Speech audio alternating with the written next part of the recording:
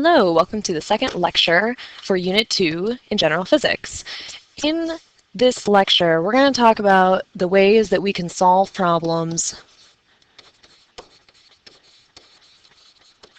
in Unit 2. Now, we've actually gone over the first two last lecture, okay? We looked at graphs, and we can solve problems in this class using graphs.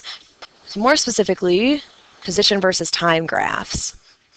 We can also solve problems using algebra. And that's what we did at the very end of the last video. We looked at this equation, which came from the straight line equation for this graph, and we said, hey, we can maybe do a little bit of algebra if we know all of these four elements. And we're going to add now a third way that we could solve problems in this class, and that is a motion map. Now, a motion map is actually what you guys did when you did your lab. When you had the car go along the floor and you were marking the floor at even time intervals, you were creating a motion map on the floor. Now, motion maps give us the same pieces of information that a graph or algebra will be able to give us, right? Those pieces of information that we're always looking for are final position, initial position, time, and velocity. So we can get those things just by reading a graph, right? You could read the y-axis for the final position. The y-intercept tells you the initial position. Time is told to you by the x-axis, and the slope gives you the velocity. Those four things are given to you if you use algebra as well. The final position, velocity, time, initial position. So a motion map is almost like what's left behind by something that was moving. So you have to imagine maybe a car that's leaking oil, and that oil is leaking one drip every single second. As that car drives along, it'll drip that oil, and you can look at those dots afterwards and be able to recreate what that car must have been doing. So we first need to have a number line, maybe like this one. And that number line is going to tell us all about the position of this car at different points in time. So let's do an example problem to help us look at this. We've got a car, it's moving at 5 meters per second for 5 seconds, stops for 2 seconds, and continues at 2 meters per second for 3 seconds. So if we number our number line so that every big thick tick mark is about 5 meters, we can now start to recreate that motion. So we'll start with the very first dot. We're going to circle that first dot to show that this is where we start.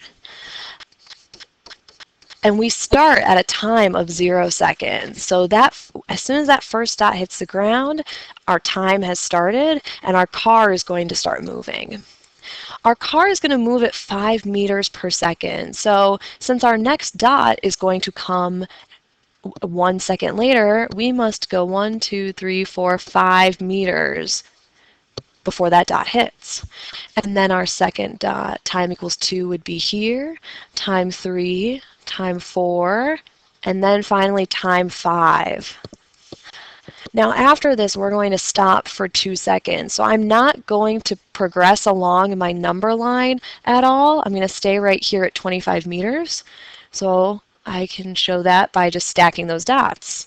That's time 6 and time 7. So I've stopped for 2 seconds.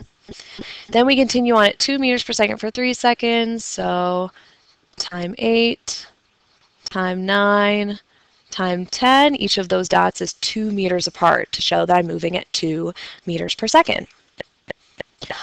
So let's look at this motion map and see, do we get both the final position, the initial position, the change in time, and the velocity off of this graph? Well, we get the final position by reading each dot on the number line, right? If I wanted to know where I was at time 7, well, that would be at 25 meters. Do I have the initial position? Yes, and in fact, we circled that dot to show that that dot was the initial position. Do I know the time? I do, because the dots tell me what time it is. Every dot is 1 second in time. And so we see that we had 10 seconds worth of moving just by counting those dots. And then finally, the velocity. The velocity is shown to us by this motion map by how far apart these dots are. The farther apart they are, the faster I must have been moving. And in fact, if I count all of the lines in between the dots, I know exactly what the magnitude of my velocity is. But if you remember, velocity is a vector, so I know both the magnitude and the direction. And the direction is not immediately shown to me here, so what we're going to do is we're going to add some arrows to show the direction of our velocity. At 5 seconds, we stop moving, so we'll leave an arrow off of 5, but by 7, we're going to start moving again. But we move more slowly. To show that we're moving more slowly, we'll make those arrows shorter. So now we can see that we've got all 4 pieces of information shown to us on this motion map. Let's do another one. We're going to be at rest at 3 meters for 4 seconds, and then we'll continue on at 3.5 meters per second. So the first thing I'll do is number my number line so that I know where I need to put all of my dots. And to start, I'm going to be at rest at 3 meters. So I'm not going to start here at 0 like I did last time. Instead, we'll go out 1, 2, 3. My first dot, my time equals 0 dot, will be right there at 3 meters. And then I rest for 4 seconds. So time 1, time 2, time 3, time 4. They're my 4 dots. And now I can continue at 3.5 meters per second. So 1, 2, 3 and a half is right there. 1/2, 1, 2, 3. 1, 2, 3 and a half. 1/2, 1, 2, 3. Now it doesn't tell me when I'm going to stop. So I could do this forever. But instead of doing it forever, what I also could do is when I add on my velocity arrows and I get to my last dot, I could just put a velocity arrow onto that last dot and show, hey, I'm going to keep doing this forever. Now, if we look at a motion map, that we can take the information from the motion map and we can use it to draw a position versus time graph. And then we're going to draw something new. We're going to draw a velocity versus time graph. So if I look at this, here's my time equals 0 dot.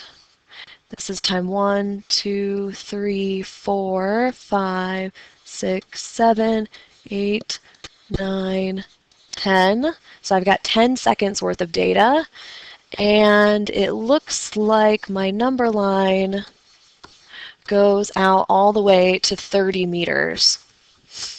This is good information to know because now I know that I need to have 10 seconds worth of space on my time axis, and I need to have 30 meters worth of space on my position axis. So we're going to go by 2s, 12, 14, 16, 18. This would be the 20, 22, 24, 26, 28.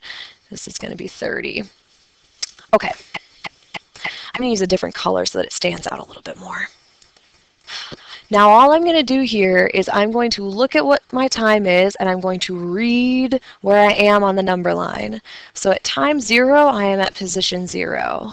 Time 1 is position 3, time 2 is position 6, time 3 is position 9, time 4 is position 12, Then time 5, I stayed in the same spot. I'm also at 12. 6 is at 12. 7 is at 12.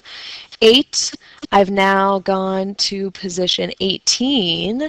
And then at 9, I'm at 24. And then at 10, I am at 30. So now I can just connect all of these dots and draw my position versus time graph. Cool. It looks like I have 3 distinct areas of motion, right? I've got one area where I was moving at a constant 3 meters per second. Then there was a second area where I was stopped. I had a velocity of 0 meters per second. And then I had a third part of the motion where it looks like I was moving at 6 meters per second. And you can get that by counting how many meters there are between every dot. Or you could also look at the slope of this line. The slope of part 1 is 3, so I know I'm moving at 3 meters per second. The slope of part 2 is 0, so I know I'm moving at 0 meters per second. The slope of part 3 is 6, so I know I'm moving at 6 meters per second. Now, one thing I would like to point out is that the slope of a position versus time graph tells you the velocity. It doesn't tell you about how you're moving. Because what I get from a lot of students is that there was a mountain climber, he then hit a plateau, and then he climbed the mountain, but it was steeper. And that's not what was happening. There was no climbing mountains here, right? We were just moving along a number line. That's part of why I really like motion maps, because we don't tend to make those mountain climber mistakes when we look at the motion map. On the motion map, it's pretty clear, oh, okay, I'm just moving along my number line. No change in elevation at all. So now let's draw a velocity versus time graph, which we've never done before, but it's pretty simple. What it does is it just tries to describe to you what is my velocity at certain points in time. Now, if you notice, the x-axis for a velocity versus time graph is right in the middle. And the reason why is because we could be moving at a positive velocity, we could be moving at a negative velocity, because those positives and negatives are just talking about direction. It just so happens that we only move forward down the number line in this example, so we won't use the negative part because we never went the opposite direction, but we could, and so that's good to know. It's good to always have the x-axis in the middle of your velocity versus time graph. But we're going to number it, and we still need 10 seconds worth of data. So we'll number the x-axis by 1s, and I think we can get away with numbering the y-axis by 1s as well, because as we just figured out, we're going to be moving at 3 meters per second for time 0 until time 4. Then we move at 0 meters per second from time 4 to time 7. And then we move at 6 meters per second from time 7 until time 10. So as you can see, this velocity versus time graph is just trying to tell you what's the velocity that you're moving at. If you're moving at 3 meters per second, then it just stays a horizontal line at 3 to show that. And you guys are going to get a lot of good practice drawing velocity versus time graphs. This won't be the only time you'll have to do it.